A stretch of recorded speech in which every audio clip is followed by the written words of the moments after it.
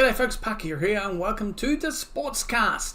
Today we are going to preview the big game, in my opinion, the game of the round of the week on Sunday football between the Lions and the Packers at Lambeau Field. This is going to be an intense divisional game. Everything is on the line here. The Lions go into this game 6-1 against the Packers 6-2. And at Lambeau Field, the Lions have won each of their last two visits to Lambeau Field. Last meeting between these two was back in Thanksgiving of last year. The Packers beat the Lions 29-22 in Detroit. Going into this game, the back of last week, Tennessee Titans were beaten decisively by the Lions 52-14, while the Packers on the road to Jacksonville came away thanks to a late field goal, 30-27 victors there. So plenty to play for in this divisional game. The Lions offense overall, 6 overall for the offense, ranked 6 in rush offense and 11th in pass offense. Then the Packers offensively overall ranked 5th. Rush is 5 and their pass is tied at 9th. On the other side of the ball here in the defense, the Lions overall ranked 20th, ranked 5 in rushing and 27th in passing, and the Packers defense overall 15th ranked, 10th in rushing and 19th in pass defense there. So some interesting stats there, very close in a lot of areas between these two teams. Key matchups, well, for the Lions, it's going to be running backs Jahmyr Gibbs and David Montgomery, basically against the Packers' run defense. Last season against the Packers, the Lions averaged 175.5 rushing yards in both games against the Packers. David Montgomery, he ran for 121 yards and got 3 touchdowns to lead a 211-yard rushing attack when the Lions faced Green Bay last season at Green Bay, coming away with that 34-20 victory there. However, when the Packers travelled to Detroit in that Thanksgiving rematch, the Lions still were able to run for 140 yards on 31 attempts. Green Bay's run defense has improved a lot this year, their defense overall.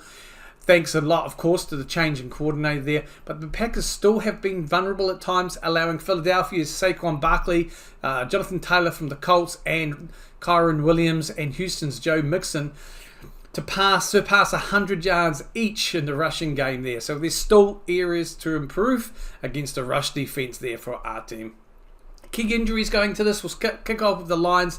Time of recording here, they've ruled out the Lions linebacker Malcolm Rodriguez with an ankle. Defensive lineman Josh Pascal, he has picked up an illness, and defensive tackle Broderick Martin with a knee, as well as some late scratches. Running back Sione Vakai with a knee, and defensive lineman Mekhi Wingo with an ankle. Other news though, for the Lions, wide receiver Jameson Williams is still suspended for violating the NFL's performance enhancing policy. Key injuries on the Packers side. Well, there is some good news in the sense Packers quarterback Jordan Love left the field in the third quarter of the Jags game with a strained groin. He was listed as questionable and is still listed as questionable after practicing on a limited basis Thursday and Friday. But as of today, he is listed as likely to start against the Lions tomorrow. Packers safety Evan Williams' hamstring has been ruled out. Josh Myers' wrist is doubtful, and Jair Alexander with his knee, Corey Ballantyne ankle, and running back Josh Jacobs' ankle are also listed so far as questionable. Fingers crossed they'll all be able to make the starting lineup there, because it's going to be a big game. Packers player to watch, safety Xavier McKinney. He's grabbed his NFL leading 6th interception of the season last week against Jacksonville. He's the first Packer ever to have 6 interceptions in the first 8 games of a season. McKinley has also recovered a fumble this year, giving him an NFL leading 7 total takeaways. For the Lions, player to watch here, safety Kirby Joseph. He has a career high 5 interceptions after he had 4 in each of his first 2 seasons. Joseph, he was a 3rd round pick from Illinois. He is the first Lion to have 5 interceptions in the first 7 games of a season since Hall of Famer Yale Lowry in 1962. He has 3 interceptions in 3 games against Green Bay. So he loves playing against the Packers. So it's going to be an interesting matchup there as well. Both teams having safeties that are very well inclined to get interceptions. So be interesting. Last week's scats for the Packers do look at Jordan Love, though he only played the first half because of that groin injury. He went 14 from 22 for 196 yards, 8.9 average, and getting a 1 interception there. Malik Willis playing the second half there, did pretty good. It did all he needed to do, kept it simple. The KISS simple process, 4 out of 6 for 56 yards, 11.2 average, and 1 touchdown and 1 sack. And he also managed to scramble for 23 yards. Josh Jacobs on the ground, 25 carries for 127 yards, averaging 5.1 and getting 2 touchdowns there. On the receiving end, well, Tucker Kraft, 3 receptions, 78 yards, averaging 26.